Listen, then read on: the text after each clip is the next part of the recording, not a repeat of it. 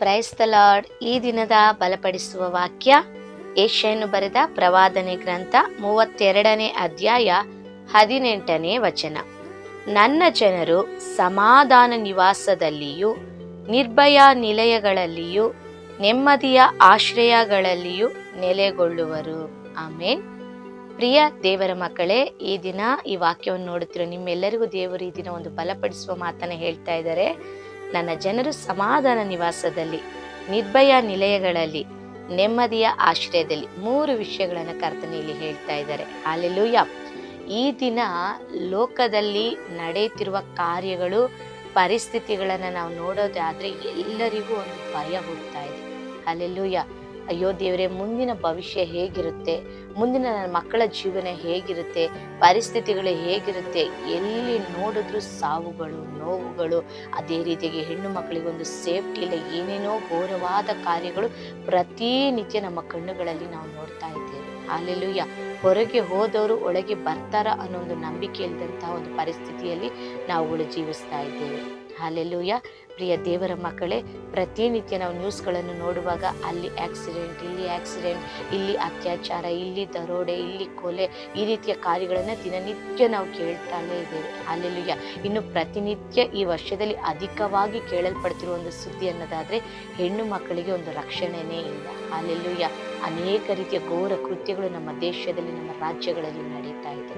Hallelujah.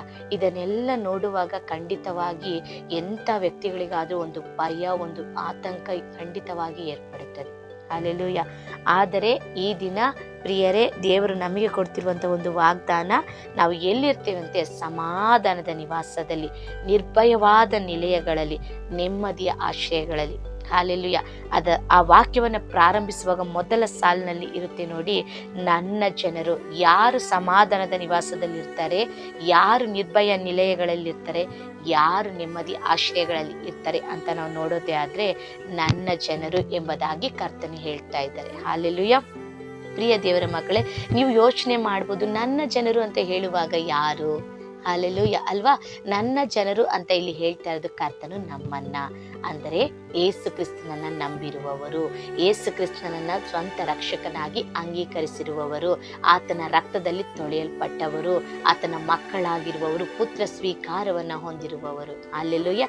ಅಂದರೆ ನೀವು, ನಾನು, ಪ್ರಿಯ ದೇವರ ಮಕ್ಕಳೇ, ನಾವೆಲ್ಲರೂ ಕೂಡ ಕರ್ತನ ಮಕ್ಕಳಾಗಿದ್ದೇವೆ. ಹಲ್ಲೆಲೂಯಾ. ಅದಕ್ಕೆ ಕರ್ತನು ನಮ್ಮನ್ನ ನೋಡಿ ಹೇಳ್ತಾ ಇದ್ದಾರೆ, ನನ್ನ ಜನರು ಸಮಾಧಾನ ನಿಲಯಗಳಲ್ಲಿ ಇರ್ತಾರೆ, ನಿರ್ಭಯ ನಿಲಯಗಳಲ್ಲಿ ಇರ್ತಾರೆ, ನೆಮ್ಮದಿಯ ಆಶ್ರಯಗಳಿರ್ತಾರೆ. ಖಂಡಿತವಾಗಿ ಪ್ರಿಯ ದೇವರ ಮಕ್ಕಳೇ, ಲೋಕದಲ್ಲಿ ನಡೆಯುವ ಕಾರ್ಯಗಳನ್ನ ಖಂಡಿತವಾಗಿ ನೀವು ನೋಡಿ ಹೆದರಿಕೊಳ್ಳಬೇಡ್ರಿ, ಭಯ ಪಡಬೇಡ್ರಿ, ಚಿಂತಿತರಾಗಬೇಡ್ರಿ, ಯಾವುದೇ ಆತಂಕಕ್ಕೆ ಒಳಗಾಗಬೇಡ್ರಿ. ನಮ್ಮ ದೇವರು ನಮ್ಮನ್ನು ಯಾವಾಗಲೂ ರಕ್ಷಿಸುವುದಕ್ಕೆ, ಕಾಪಾಡುವುದಕ್ಕೆ, ಸಂರಕ್ಷಿಸುವುದಕ್ಕೆ ಶಕ್ತನಾಗಿದ್ದಾನೆ. ಹಲ್ಲೆಲೂಯಾ. ನಾವು ಆರಾಧಿಸುವ ದೇವರು ಸರ್ವಶಕ್ತನು. ಹಲ್ಲೆಲೂಯಾ. ಆತನು ನಮ್ಮನ್ನು ತನ್ನ ರೆಕ್ಕೆಗಳಲ್ಲಿ ಮರೆ ಮಾಡಿಕೊಂಡು ನಿಶ್ಚಯವಾಗಿ ನಮ್ಮನ್ನ ಕಾದು ಕಾಪಾಡಿ ನಡೆಸ್ತಾರೆ. ಹಲ್ಲೆಲೂಯಾ. ನೋಡ್ರಿ, ಕೀರ್ತನೆ 91 ವಾಕ್ಯದಲ್ಲಿ ಅದೆಲ್ವಾ ಹೇಳುತ್ತೆ, ಪರಾತ್ಪರನ ಮರೆ ಹೊಕ್ಕಿರುವವನು ಸರ್ವಶಕ್ತನ ಆಶ್ರಯದಲ್ಲಿ ಸುರಕ್ಷಿತನಾಗಿರುವನು. ನಾವು ಪರಾತ್ಪರನ ಮರೆ ಹೊಕ್ಕಿದ್ದೇವೆ.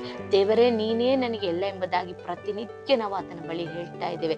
ಖಂಡಿತವಾಗಿ ಆತನು ನಮ್ಮನ್ನು ತನ್ನ ರೆಕ್ಕೆಗಳ ಕೆಳಗೆ ಇಟ್ಟು ಆ ರೆಕ್ಕೆಗಳಿಂದ ನಮ್ಮನ್ನು ಹೊದಿಸಿ ಖಂಡಿತವಾಗಿ ಸುರಕ್ಷಿತವಾಗಿ ಕಾಪಾಡ್ತಾರೆ. ಯಾರು ಕೂಡ ಯಾವ ವಿಷಯಗಳನ್ನು ನೋಡಿ ಚಿಂತೆ ಮಾಡಬೇಡ್ರಿ, ದುಃಖ ಪಡಬೇಡ್ರಿ, ಭಯ ಅಂತೂ ಪಡಲೇಬೇಡ್ರಿ. ಹಲ್ಲೆಲೂಯಾ. ಖಂಡಿತವಾಗಿ ಈ ದಿನ ಈ ವಾಕ್ಯವನ್ನು ನೋಡ್ತಿರುವ ಅನೇಕರಲ್ಲಿ ಕೆಲವು ಕಾರ್ಯಗಳನ್ನು ನೋಡ್ಬೇಕಾದ್ರೆ ಭಯ ಆಗ್ತಿದೆ. ದೇವ್ರೆ, ನನ್ನ ಮಕ್ಕಳ ಪರಿಸ್ಥಿತಿ ಏನಪ್ಪ, ನನ್ನ ಮಕ್ಕಳ ಮುಂದಿನ ಜೀವಿತ ಏನಪ್ಪ, ಈಗಲೇ ಲೋಕ ಈ ರೀತಿಯಾಗಿ ಹೋಗ್ತಾ ಇದೆಯಲ್ಲ, ಮುಂದಿನ ಕಾರ್ಯಗಳು ಹೇಗೆ? ನೀವು ಚಿಂತಿಸಬೇಡ್ರಿ. ಚಿಂತಿಸೋದನ್ನ ಬಿಟ್ಟು ನೀವು ಪ್ರತಿನಿತ್ಯ ಅವರುಗಳಿಗಾಗಿ ಪ್ರಾರ್ಥನೆ ಮಾಡ್ರಿ, ಅವರ ಹೆಸರುಗಳನ್ನು ಹೇಳಿ ಪ್ರಾರ್ಥನೆ ಮಾಡ್ರಿ. ನಿಮ್ಮ ಮನೆಯಲ್ಲಿರುವ ಮಕ್ಕಳಿಗಾಗಿ, ನಿಮ್ಮ ಯಜಮಾನರಿಗಾಗಿ, ನಿಮ್ಮ ಹೆಂಡತಿಗಾಗಿ, ನಿಮ್ಮ ಎಲ್ಲ ತಂದೆ ತಾಯಿಗಾಗಿ, ನೀವು ಯಾರ್ಯಾರನ್ನೆಲ್ಲ ಪ್ರೀತಿಸ್ತೀರಿ, ಯಾರ್ಯಾರನ್ನೆಲ್ಲ ಕೂಡ ದೇವರ ರಕ್ಷಣೆಯಲ್ಲಿ ಕರ್ಕೊಂಡು ಬರಬೇಕು ಅಂತ ಬಯಸ್ತಾ ಇದ್ದೀರೋ ಎಲ್ಲರನ್ನ ದೇವರ ಕರಗಳಲ್ಲಿ ಒಪ್ಪಿಸಿಕೊಂಡು ಪ್ರತಿನಿತ್ಯ ಚೆನ್ನಾಗಿ ಪ್ರಾರ್ಥನೆ ಮಾಡಿ. ಹಲ್ಲೆಲೂಯ. ಖಂಡಿತವಾಗಿ ಈ ಅಂತ್ಯ ದಿನಗಳಲ್ಲಿ ಸತ್ಯವೇದದಲ್ಲಿ ಬರೆದಿರುವಂತಹ ಎಲ್ಲ ಕಾರ್ಯಗಳು ನಡೀತಾ ಇದೆ. ದೇವರು ಸತ್ಯವೇದದಲ್ಲಿ ಏನೇನೆಲ್ಲ ಹೇಳಿದರೂ ಅಂತ್ಯಕಾಲದಲ್ಲಿ ನಡೆಯುತ್ತೆ ಎಂಬುದಾಗಿ ಎಲ್ಲ ಕಾರ್ಯಗಳು ಈಗಾಗಲೇ ಸಂಭವಿಸುತ್ತಾ ಇದೆ. ಅದನ್ನು ನಮ್ಮ ಕಣ್ಣುಗಳು ನೋಡ್ತಾ ಇದೆ, ನಮ್ಮ ಕಿವಿಗಳು ಕೇಳ್ತಾ ಇದೆ. ಆದ್ದರಿಂದ ಈ ದಿನಗಳು ನಾವು ಸುಮ್ಮನಿರುವ ದಿನಗಳಲ್ಲ, ನಾವು ಸೋಮಾರಿಗಳಾಗಿರುವ ದಿನಗಳಲ್ಲ. ಖಂಡಿತವಾಗಿ ಈ ದಿನಗಳು ಎಚ್ಚರಿಕೆಯಿಂದ ಇದ್ದು ಪ್ರಾರ್ಥನೆ ಮಾಡುವಂಥ ದಿನಗಳಾಗಿದೆ. ನಾವು ಬಹಳ ಎಚ್ಚರಿಕೆಯಿಂದ ಇರಬೇಕು. ನೋಡ್ರಿ, ದೇವರು ಒಂದು ಬಾರಿ ಗೆತ್ಸೆಮನೆ ತೋಟಕ್ಕೆ ಹೋಗಿದ್ದಾಗ ಯೇಸು ಕ್ರಿಸ್ತನಲ್ಲಿ ತನ್ನ ಶಿಷ್ಯರನ್ನು ನೋಡಿ ಹೇಳ್ತಾರೆ, ನೀವು ಶೋಧನೆಗೆ ಒಳಗಾಗದಂತೆ ಎಚ್ಚರವಾಗಿದ್ದು ಪ್ರಾರ್ಥನೆ ಮಾಡ್ರಿ ಎಂಬುದಾಗಿ. ಹಲ್ಲೆಲೂಯ. ಖಂಡಿತ ಈ ಅಂತ್ಯ ದಿನಗಳಲ್ಲಿ ನಾವು ಶೋಧನೆಗೆ ಒಳಗಾಗಬಾರ್ದು ಅಂದರೆ ಖಂಡಿತ ನಾನು ಮತ್ತೆ ಹೇಳ್ತೇನೆ, ಪ್ರಿಯ ದೇವರ ಮಕ್ಕಳೇ, ನಾವುಗಳು ಪ್ರಾರ್ಥನೆ ಮಾಡಲೇಬೇಕು. ಯಾರು ಕೂಡ ಪ್ರಾರ್ಥನೆ ಅಸಡ್ಡೆ ಮಾಡಬೇಡ್ರಿ, ನಿರ್ಲಕ್ಷ್ಯ ಮಾಡಬೇಡ್ರಿ. ಈ ದಿನ ನೀವು ಮಾಡುವಂಥ ಪ್ರಾರ್ಥನೆನೇ ನಿಮ್ಮ ಮಕ್ಕಳನ್ನು ಕಾಯುತ್ತೆ. ನೀವು ಮಾಡುವಂಥ ಪ್ರಾರ್ಥನೆ ನಿಮ್ಮ ಕುಟುಂಬಗಳನ್ನು ಕಾಯುತ್ತೆ. ಮನೆಯಿಂದ ಹೊರಗೆ ಹೋಗುವವರು ಸುರಕ್ಷಿತವಾಗಿ ಒಳಗಡೆ ಬರೋದಕ್ಕೆ ಸಾಧ್ಯ. ಪ್ರಾರ್ಥನೆ ಇಲ್ಲ ಅನ್ನೋದಾದರೆ ನಮಗೆ ಬೇಲಿ ಇಲ್ಲ. ಹಲ್ಲೆಲೂಯ. ಯೋಬನ ಜೀವನದಲ್ಲಿ ನಾವು ನೋಡ್ತೇವೆ, ಆತನು ಪ್ರತಿನಿತ್ಯ ತನ್ನ ಕುಟುಂಬಕ್ಕಾಗಿ ಪ್ರಾರ್ಥನೆ ಮಾಡುವ ವ್ಯಕ್ತಿಯಾಗಿದ್ದ. ಅದಕ್ಕೇನೆ ಸೈತಾನನೇ ಈ ಮಾತನ್ನ ದೇವರ ಮುಂದೆ ನುಡಿತಾನೆ, ನೀನು ಯೋಬನನ್ನು, ಅವನ ಮನೆಯನ್ನು, ಅವನಿಗಿರುವ ಎಲ್ಲವನ್ನು ಕೂಡ ಬೇಲಿ ಹಾಕಿ ಕಾಪಾಡಿದ್ದೀಯಲ್ಲ ಎಂಬುದಾಗಿ ಸೈತಾನನು ದೇವರ ಬಳಿ ವಿಷಯವನ್ನು ಹೇಳ್ತಾನೆ. ಹೌದು, ಯಾರ ಮನೆಯಲ್ಲಿ ಪ್ರಾರ್ಥನೆ ಇರುತ್ತದೋ ಆ ಕುಟುಂಬಕ್ಕೆ ದೇವರು ಬೇಲಿ ಹಾಕಿ ಕಾಪಾಡುತ್ತಾರೆ. ಯಾವುದೇ ಸೈತಾನ ಕ್ರಿಯೆಗಳು, ಯಾವುದೇ ಹೋರಾಟಗಳು, ಯಾವುದೇ ಉಪದ್ರವಗಳು ಬರದ ಹಾಗೆ ಕರ್ತನು ತಾನೇ ಕಾಪಾಡುತ್ತಾರೆ. ತನ್ನ ದೂತರಿಗೆ ಅಪ್ಪಣೆಯನ್ನು ಕೊಡ್ತಾರೆ. ನೀವು ಹೋಗುವಾಗಲೂ ಬರುವಾಗಲೂ ನಿಮ್ಮ ಕಾಲು ಕಲ್ಲಿಗೆ ತಗಲದ ಹಾಗೆ ಆತನು ತನ್ನ ದೂತರಿಗೆ ಅಪ್ಪಣೆ ಕೊಡ್ತಾನೆ. ಹಲ್ಲೆಲೂಯ. ಪ್ರಿಯ ದೇವರ ಮಕ್ಕಳೇ, ದಯವಿಟ್ಟು ಮುಂಜಾನೆ ವೇಳೆಯಲ್ಲಿ ಸರಿಯಾಗಿ ಪ್ರಾರ್ಥನೆ ಮಾಡ್ರಿ. ರಾತ್ರಿ ಮಲಗುವಾಗ ನೀವು ಪ್ರಾರ್ಥನೆ ಮಾಡ್ರಿ. ನಿಮಗೆ ದಿನದಲ್ಲಿ ಸಮಯ ಇರೋದಾದ್ರೆ ಆ ಸಮಯವನ್ನು ಪ್ರಾರ್ಥನೆಗಾಗಿ ನೀವು ಖರ್ಚು ಮಾಡ್ರಿ. ಸತ್ಯವೇದವನ್ನು ಚೆನ್ನಾಗಿ ಧ್ಯಾನ ಮಾಡ್ರಿ. ಹೆಚ್ಚಾಗಿ ದೇವರ ಕಾರ್ಯಗಳಿಗೆ ಸಮಯವನ್ನು ಕೊಡ್ರಿ. ನಾವು ದೇವರ ಸಮ್ಮುಖದಲ್ಲಿ ಸಮಯ ಕಳೆಯದೆ ಹೋದ್ರೆ ಖಂಡಿತವಾಗಿ ಅಂತ್ಯ ದಿನಗಳಲ್ಲಿ ನಾವು, ನಮ್ಮ ಕುಟುಂಬ, ನಮ್ಮ ಸಂತಾನ ತಪ್ಪಿಸಲ್ಪಡುವುದು ಬಹಳ ಕಷ್ಟಕರವಾಗಿರುತ್ತದೆ. ಹಲ್ಲೆಲೂಯ. ನೋಡಿ, ದೇವರ ವಾಕ್ಯ ಹೇಳುತ್ತದಲ್ವಾ, ಗರ್ಜಿಸುವ ಸಿಂಹದೋಪಾದಿಯಲ್ಲಿ ಸೈತಾನನು ಯಾರನ್ನು ನುಂಗಲಿ ಎಂಬುದಾಗಿ ಅವನು ಕಾಯ್ತಾ ಇದ್ದಾನೆ. ಹಲ್ಲೆಲೂಯ. ಅವನು ಕಾಯ್ತಾ ಇದ್ದಾನೆ. ಅವನ ಬಲೆಯೊಳಗೆ ನಾವು ಯಾರು ಸಿಕ್ಕಿಕೊಳ್ಳಬಾರ್ದು, ನಮ್ಮ ಕುಟುಂಬಗಳು, ನಮ್ಮ ಜನರು, ನಮ್ಮ ಜನಾಂಗ ಯಾರು ಸಿಕ್ಕಿಕೊಳ್ಳಬಾರ್ದು ಅನ್ನೋದಾದರೆ ಖಂಡಿತ ನಾವು ಎಚ್ಚರವಾಗಿದ್ದು ಈ ಶೋಧನೆಗೆ ಒಳಗಾಗದಂತೆ ನಾವು ಪ್ರಾರ್ಥನೆ ಮಾಡಲೇಬೇಕು. ಈ ಪ್ರಾರ್ಥನೆ ಮಾಡುವ ಕುಟುಂಬಕ್ಕೆ ಮಾತ್ರ ದೇವರು ಬೇಲಿ ಹಾಕಲಿಕ್ಕೆ ಸಾಧ್ಯ. ಹಲ್ಲೆಲೂಯ. ದೇವರ ಬೇಲಿ ಇರುವ ಮನೆ ಹೇಗಿರುತ್ತದಂತೆ ನಾವು ಓದಿಕೊಂಡ ವಾಕ್ಯದ ಪ್ರಕಾರ, ಯೆಶಾಯ 32:18 ಪ್ರಕಾರ, ಯಾರ ಮನೆಯಲ್ಲಿ ಪ್ರಾರ್ಥನೆಯ ಒಂದು ಬೇಲಿ ಇರುತ್ತದೋ, ದೇವರ ವಾಕ್ಯವಿರುತ್ತದೋ, ಆ ಮನೆ ಹೇಗಿರುತ್ತದೆ ಅಂದರೆ ಸಮಾಧಾನದ ನಿವಾಸವಾಗಿ, ನಿರ್ಭಯ ನಿಲಯವಾಗಿ, ಒಂದು ನೆಮ್ಮದಿಯ ಆಶ್ರಯವಾಗಿ ಇರ್ತದೆ. ಹಲ್ಲೆಲೂಯ. ನೋಡ್ರಿ, ಯೆಹೋಶುವನು ಬರೆದ ಪುಸ್ತಕ 24ನೇ ಅಧ್ಯಾಯ 15ನೇ ವಚನದಲ್ಲಿ ಒಂದು ವಾಕ್ಯ ಇರುತ್ತದೆ, ನಾನು ನನ್ನ ಮನೆಯವರು ಯೆಹೋವನನ್ನೇ ಸೇವಿಸುವೆವು ಎಂಬುದಾಗಿ ಯೆಹೋಶುವನಲ್ಲಿ ದೃಢವಾಗಿ ಇಸ್ರಾಯೇಲ್ ಜನರ ಮುಂದೆ ಒಂದು ಮಾತನ್ನು ನುಡಿತಾ ಇದ್ದಾರೆ. ಹೌದು, ಈ ದಿನಗಳಲ್ಲಿ ನಾನು ನನ್ನ ಮನೆಯವರು ಯೆಹೋವನನ್ನು ಸೇವಿಸದೆ ಹೋದರೆ ನಾವು ವೈರಿಯ ಕೈಯಿಂದ ತಪ್ಪಿಸಲ್ಪಡೋದಕ್ಕೆ ಸಾಧ್ಯ ಇಲ್ಲ ಎಂಬುದಾಗಿ ಯೆಹೋಶುವನು ಚೆನ್ನಾಗಿ ತಿಳಿದುಕೊಂಡಿದ್ದ. ಅದಕ್ಕೆ ಇಸ್ರಾಯೇಲ್ ಜನರನ್ನು ನೋಡಿ ಹೇಳ್ತಾನೆ, ನೀವು ಯಾರನ್ನು ಬೇಕಾದರೂ ಸೇವಿಸ್ರಿಯಪ್ಪ, ನೀವು ಏನು ಬೇಕಾದರೂ ಮಾಡಿಕೊಳ್ಳ್ರಿ, ಆದರೆ ನಾನು ನನ್ನ ಮನೆಯವರು ಯೆಹೋವನನ್ನೇ ಸೇವಿಸ್ತೇವೆ ಎಂಬುದಾಗಿ ಅವರು ದೃಢವಾಗಿ ಹೇಳ್ತಾರೆ. ಪ್ರಿಯ ದೇವರ ಮಕ್ಕಳೇ, ಈ ದಿನಗಳಲ್ಲಿ ನಾನು ಮತ್ತೆ ಹೇಳ್ತಾ ಇದ್ದೀನಿ, ಖಂಡಿತವಾಗಿ ಮನೆಯಲ್ಲಿ ಪ್ರಾರ್ಥನೆ ಇರಲಿ. ನೀವು ಕೂಡ ಯೆಹೋಶುವನ ಹಾಗೆ ಹೇಳ್ರಿ, ಯಾರು ಹೇಗೋ ನನಗೆ ಗೊತ್ತಿಲ್ಲಪ್ಪ, ಎಷ್ಟು ವರ್ಷ ಆಯಿತು ಅವರುಗಳು ರಕ್ಷಣೆ ಹೊಂದಿ ನನಗೆ ಗೊತ್ತಿಲ್ಲ, ಅವ್ರ ಮನೇಲಿ ಏನು ನಡೀತಾ ಇದೆಯೋ ಗೊತ್ತಿಲ್ಲ, ಆದರೆ ನಾನು ನನ್ನ ಮನೆಯವರು ಯೆಹೋವನನ್ನೇ ಸೇವಿಸ್ತೇವೆ ಎಂಬುದಾಗಿ ನೀವು ಸ್ಥಿರ ಚಿತ್ತರಾಗಿರ್ರಿ. ನೀವು ಕರ್ತನಲ್ಲಿ ಧೈರ್ಯದಿಂದ ಇರ್ರಿ.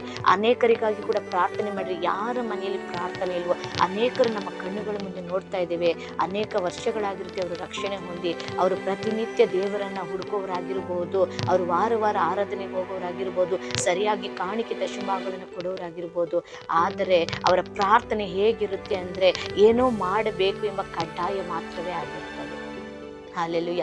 ಕಡ್ಡಾಯವಾದ ಪ್ರಾರ್ಥನೆಯಲ್ಲ ಈ ದಿನ. ನೋಡ್ರಿ, ಆ ದಿನ 12 ವರ್ಷದಿಂದ ರಕ್ತ ಕುಸುಮ ರೋಗದಲ್ಲಿದ್ದ ಸ್ತ್ರೀಯು ಹೇಗೆ ಯೇಸುವನ್ನು ಬಂದು ಮುಟ್ಟಿದಳೋ, ಆಗ ದೇವರು ನೋಡ್ರಿ ಒಂದು ಮಾತಲ್ಲಿ ಹೇಳ್ತಾರೆ, ನನ್ನಿಂದ ಶಕ್ತಿ ಹೊರಡಿತು ಎಂಬುದಾಗಿ ಅದನ್ನು ತಿಳಿದುಕೊಂಡು ನನ್ನನ್ನು ಯಾರೋ ಮುಟ್ಟಿದರು ಎಂಬುದಾಗಿ ಹೇಳ್ತಾರೆ.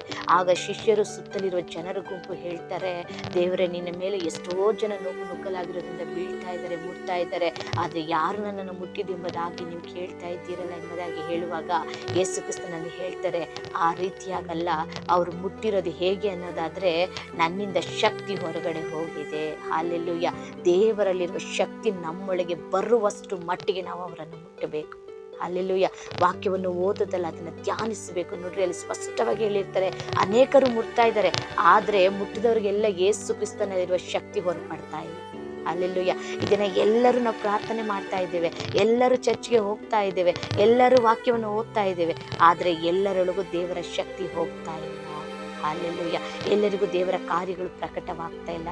ಈ ದಿನ ನೀವು ನಾನು ಹೇಗೆ ಅವರನ್ನು ಮುಟ್ಟಬೇಕು ಅಂತೆ, ಆ ದಿನ 12 ವರ್ಷದಿಂದ ರಕ್ತ ಕುಸುಮವಿದ್ದ ಆ ಸ್ತ್ರೀ ಹೇಗೆ ಯೇಸುವಿನ ಶಕ್ತಿ ತನ್ನ ಶರೀರದಲ್ಲಿ ಬಂದು ತನಗೊಂದು ಸ್ವಸ್ಥತೆ, ಬಿಡುಗಡೆ, ಅದ್ಭುತ ಮಾಡುವ ಹಾಗೆ ಮುಟ್ಟಿದ್ಲೋ, ಅದೇ ರೀತಿ ಈ ದಿನ ನಾವು ಮುಟ್ಟಬೇಕು. ಅಲ್ಲಿ ಆಕೆ ಹೇಗೆ ಮುಟ್ಟಿದ್ಲು ಅಂತ ನಾವು ನೋಡೋದೇ ಆದರೆ, ಅವಳಿಗೆ ಭಯಂಕರವಾದ ಬಲಹೀನತೆ, ಅನಾರೋಗ್ಯ, ಅವಳ ಕೈಲಿ ಆಗ್ತಾ ಇಲ್ಲ. ಆದರೂ ಕೂಡ ಅವಳಿಗೆ ಹೇಗಾದರೂ ಮಾಡಿ ಯೇಸುವನ್ನು ನೋಡಬೇಕು ಎಂಬುದಾಗಿ ಆಸೆಯಿಂದ ಓಡಿ ಬಂದು, ದಾಹದಿಂದ ಬಂದು, ಆಸಕ್ತಿಯಿಂದ ಬಂದು, ಎಲ್ಲದಕ್ಕಿಂತ ಮೇಲಾಗಿ ನಂಬಿಕೆಯಿಂದ ಬಂದು. ಅಲ್ಲೆಲ್ಲೂಯ್ಯ. ಅದೇ ರೀತಿಯಾಗಿ ಈ ದಿನ ನಾವು ಯೇಸುವನ್ನ ಏನೋ ಕಡ್ಡಾಯವಾಗಿ ಪ್ರಾರ್ಥನೆ ಮಾಡೋದಲ್ಲ, ಕಡ್ಡಾಯವಾಗಿ ವಾಕ್ಯ ಓದೋದಲ್ಲ, ಆಸೆಯಿಂದ, ಆಸಕ್ತಿಯಿಂದ, ದಾಹದಿಂದ, ಎಲ್ಲದಕ್ಕಿಂತ ಮೇಲಾಗಿ ನಂಬಿಕೆಯಿಂದ ಹುಡುಕಬೇಕು, ನಂಬಿಕೆಯಿಂದ ಪ್ರಾರ್ಥಿಸಬೇಕು, ನಂಬಿಕೆಯಿಂದ ವಾಕ್ಯಗಳನ್ನು ಓದಬೇಕು. ಈ ವಾಕ್ಯಗಳನ್ನು ನೀವು ಯಾವಾಗ ಬಾಯಲ್ಲಿ ಜೋರಾಗಿ ಓದೋದಕ್ಕೆ ಪ್ರಾರಂಭ ಮಾಡ್ತಿರೋ, ಅನೇಕ ಸೈತನ ಶಕ್ತಿಗಳು ಮುರಿಯಲ್ಪಡ್ತದೆ. ಆ ದಿನ ಯೇಸು ಕ್ರಿಸ್ತನು 40 ದಿನಗಳು ಉಪವಾಸ ಪ್ರಾರ್ಥನೆ ಮಾಡಿ ಮುಗಿಸಿದ ನಂತರ ಅಲ್ಲಿ ಸೈತನು ಶೋಧಿಸಲ್ಪಡುವಾಗ ತಂದೆಯಾದ ದೇವರ ಬಳಿಯಿಂದ ವಾಕ್ಯಗಳನ್ನು ಹೊಂದಿಕೊಂಡು ಯೇಸು ಕ್ರಿಸ್ತನ ವಾಕ್ಯಗಳನ್ನು ಹೇಳಿ ಸೈತಾನನನ್ನು ಜಯಿಸ್ತಾರೆ. ಅಲ್ಲೆಲ್ಲೂಯ್ಯ. ಈ ಲೋಕದಲ್ಲಿ ಏನಕ್ಕೆ ಸೈತಾನ ಹೆದರ್ತಾನೆ ಅನ್ನೋದಾದ್ರೆ, ಈ ದೇವರ ವಾಕ್ಯಕ್ಕೆ ಮಾತ್ರವೇ. ಈ ವಾಕ್ಯದಲ್ಲಿ ದೇವರ ಶಕ್ತಿ ಇದೆ. ಇದು ಜೀವವುಳ್ಳ ವಾಕ್ಯ, ಅದ್ಭುತವಾದ ವಾಕ್ಯ, ಬಿಡುಗಡೆ ಕೊಡುವಂತ ವಾಕ್ಯ, ಜೀವವುಳ್ಳ ವಾಕ್ಯ. ಅಲ್ಲೆಲ್ಲೂಯ್ಯ. ಈ ವಾಕ್ಯಗಳನ್ನು ಜೋರಾಗಿ ಓದ್ರಿ, ಮನೆಯಲ್ಲಿ ಚೆನ್ನಾಗಿ ನಂಬಿಕೆಯಿಂದ ಪ್ರಾರ್ಥನೆ ಮಾಡ್ರಿ. ನೀವು ಚೆನ್ನಾಗಿ ನಂಬಿಕೆಯಿಂದ ಪ್ರಾರ್ಥನೆ ಮಾಡಿ, ದಾಹದಿಂದ, ಆಸೆಯಿಂದ, ಆಸಕ್ತಿಯಿಂದ ವಾಕ್ಯವನ್ನು ಧ್ಯಾನಿಸ್ರಿ. ಆ ರೀತಿಯಾಗಿ ವಾಕ್ಯಗಳನ್ನು ಓದುವಾಗ, ಪ್ರಾರ್ಥಿಸುವಾಗ ನಿಮ್ಮ ಮನೆಯ ಸುತ್ತಲೂ ದೇವರೊಂದು ಬೇಲಿಯನ್ನು ಹಾಕಿ ನಿಮ್ಮನ್ನು ಕಾಪಾಡ್ತಾರೆ. ನಿಮ್ಮ ಮಕ್ಕಳ ಸುತ್ತಲೂ ದೇವರು ಒಂದು ಬೇಲಿಯನ್ನು ಹಾಕಿ ಕಾಪಾಡ್ತಾರೆ. ಮಕ್ಕಳು ಹೋಗುವಾಗಲೂ ಬರುವಾಗಲೂ ಕೆಲಸ ಕಾರ್ಯಗಳಲ್ಲೂ ಎಲ್ಲ ಪರಿಸ್ಥಿತಿಯಲ್ಲೂ ದೇವರ ಹಸ್ತ ಜೊತೆ ಇದ್ದು ತನ್ನ ದೂತರಿಗೆ ಅಪ್ಪಣೆ ಕೊಟ್ಟು ಅವರ ಕಾಲು ಕೂಡ ಕಲ್ಲಿಗೆ ತಗಲದ ಹಾಗೆ ಸುರಕ್ಷಿತವಾಗಿ ಹೋಗಿ ಸುರಕ್ಷಿತವಾಗಿ ಬರುವಂತೆ ಕರ್ತನ ಸಹಾಯ ಮಾಡ್ತಾರೆ. ಅಲ್ಲೆಲ್ಲೂಯ್ಯ. ಪ್ರಿಯ ದೇವರ ಮಕ್ಕಳೇ, ಮತ್ತೆ ಜ್ಞಾಪಕ ಮಾಡಿಕೊಳ್ಳ್ರಿ, ಇದು ಅಂತ್ಯ ದಿನಗಳಾಗಿದೆ. ಈ ಸಮಯವನ್ನು ನಾವು ಖಂಡಿತವಾಗಿ ಪ್ರಾರ್ಥನೆಗಾಗಿ ಉಪಯೋಗಿಸಿಕೊಳ್ಳಬೇಕು. ಅಲ್ಲೆಲ್ಲೂಯ್ಯ. ಹಾಗಿದ್ರೆ ಮಾತ್ರವೇ ನಮ್ಮ ಮನೆಗಳು ಸಮಾಧಾನವಾದ ನಿವಾಸವಾಗಿ, ನಿರ್ಭಯ ನಿಲಯವಾಗಿ, ನೆಮ್ಮದಿಯ ಆಶ್ರಯವಾಗಿರ್ತದೆ.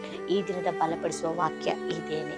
ಯೆಶಾಯ 32:18 ಚೆನ್ನಾಗಿ ಓದ್ರಿ, ಆ ವಾಕ್ಯವನ್ನು ಧ್ಯಾನಿಸ್ರಿ. ನೀವು ಆ ವಾಕ್ಯವನ್ನು ಮತ್ತೆ ಮತ್ತೆ ಮತ್ತೆ ಓದುವಾಗಲೇ ನಿಮಗೊಂದು ನಂಬಿಕೆ ಬರ್ತದೆ, ನಿಮಗೊಂದು ಧೈರ್ಯ ಬರ್ತದೆ. ಮನೆಯಲ್ಲಿ ಯಾವುದಕ್ಕೂ ಚಿಂತೆ ಮಾಡಬೇಡ್ರಿ. ನನ್ನ ಮನೆ ಒಂದು ಸಮಾಧಾನವಾದ ಮನೆ, ನನ್ನ ಮನೆ ನಿರ್ಭಯವಾದ ಮನೆ, ನನ್ನ ಮನೆ ನೆಮ್ಮದಿಯ ಒಂದು ಆಶ್ರಯ. ಹಲ್ಲೆಲೂಯಾ. ಈ ರೀತಿಯಾಗಿ ಹೇಳ್ರಿ. ಪ್ರತಿನಿತ್ಯ ವಾಕ್ಯಗಳನ್ನು ಉಚ್ಚಾರಣೆ ಮಾಡ್ರಿ. ಆ ವಾಕ್ಯವನ್ನು ನಂಬಿಕೆಯಿಂದ ಹರಕೆ ಮಾಡ್ರಿ. ಹಲ್ಲೆಲೂಯಾ.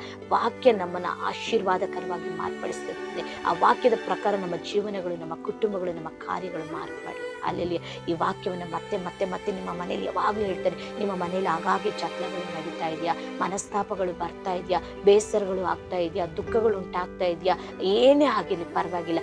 ಆ ಸಮಯದಲ್ಲಿ ಕೂತು ಅಳೋದನ್ನು ನಿಲ್ಲಿಸ್ಬಿಟ್ಟು, ಬೇಜಾರು ಮಾಡ್ಕೊಳ್ಳೋದನ್ನು ನಿಲ್ಲಿಸ್ಬಿಟ್ಟು ಈ ವಾಕ್ಯವನ್ನು ಎತ್ತು ಹೇಳ್ರಿ. ಈ ವಾಕ್ಯವನ್ನು ಇಟ್ಟು ಹೇಳ್ರಿ.